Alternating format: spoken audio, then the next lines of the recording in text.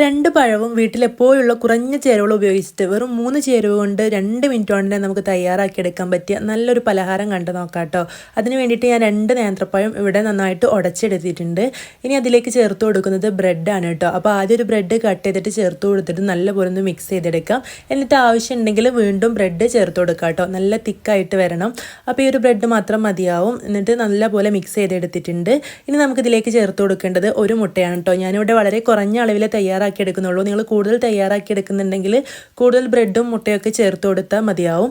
അപ്പോൾ ഒരു മുട്ട ഇതിലേക്ക് പൊട്ടിച്ച് ഒഴിച്ച് കൊടുത്തിട്ടുണ്ട്. എന്നിട്ട് നല്ലപോലെ ഒന്ന് മിക്സ് ചെയ്തെടുക്കാം. അപ്പോൾ ഇതിലേക്ക് ഞാനിവിടെ പഞ്ചസാരയൊന്നും ചേർത്ത് കൊടുക്കുന്നില്ല കേട്ടോ. പഴം നല്ല പഴുത്തതായിരുന്നു, അതുകൊണ്ട് തന്നെ നല്ല മധുരം ഉണ്ടായിരുന്നു. അപ്പോൾ നിങ്ങൾക്ക് മധുരം കുറഞ്ഞ പഴമാണെങ്കിൽ അതല്ലെങ്കിൽ പഞ്ചസാര കൂടുതൽ വേണമെങ്കിൽ ഇതിലേക്ക് ഈ ഒരു സമയത്ത് 1-2 ടേബിൾ സ്പൂൺ പഞ്ചസാര കൂടെ ചേർത്ത് കൊടുക്കുക കേട്ടോ. അപ്പോൾ ഇത് നല്ലപോലെ മിക്സ് ചെയ്തെടുത്തിട്ടുണ്ട്. ഒരു നുള്ള ഉപ്പും കൂടെ ചേർത്ത് കൊടുത്ത് നല്ലപോലെ മിക്സ് ചെയ്തെടുക്കുക. ഇനി പാൻ ചൂടാക്കി നെയ്യ് ആണ് ആക്കി കൊടുത്തിട്ടുള്ളത്.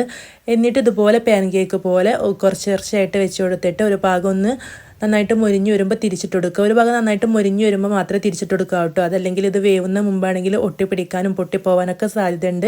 അപ്പോൾ ഇതിലൂടെ ഓരോന്നും ഇതുപോലെ മറിച്ചിട്ട് കൊടുത്തിട്ടുണ്ട്. കുഞ്ഞുങ്ങൾക്ക് വളരെ ഇഷ്ടമാവും കേട്ടോ. ഈ ഒരു സ്നാക്സ് ബോക്സിലേക്ക് കൊടുത്തു വിടാനാണെങ്കിലും സ്കൂൾ വിട്ട് വരുന്ന സമയത്ത് ഉണ്ടാക്കി കൊടുക്കാനാണെങ്കിലൊക്കെ പറ്റിയ ഒരു അടിപൊളി പലഹാരമാണ്. അപ്പോൾ വളരെ എളുപ്പമാണ് തയ്യാറാക്കിയെടുക്കാനായിട്ട്.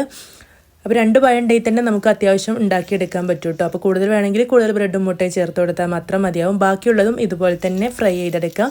നമ്മളിത് നെയ്യിലാണ് കേട്ടോ ഫ്രൈ ചെയ്തെടുക്കുന്നത്, അതുകൊണ്ട് തന്നെ ഓയിലൊന്നും ഉപയോഗിക്കേണ്ട ആവശ്യമില്ല. അപ്പോൾ ഞാനിത് മോളുടെ സ്നാക്സ് ബോക്സിലേക്ക് വേണ്ടിയിട്ടാണ് റെഡിയാക്കി എടുത്തിട്ടുള്ളത്. അപ്പോൾ ഇത് റെഡി ആയിട്ടുണ്ട്. ഇഷ്ടമായാൽ ലൈക്ക് ചെയ്യാനും ഷെയർ ചെയ്യാനും മറക്കരുതേ.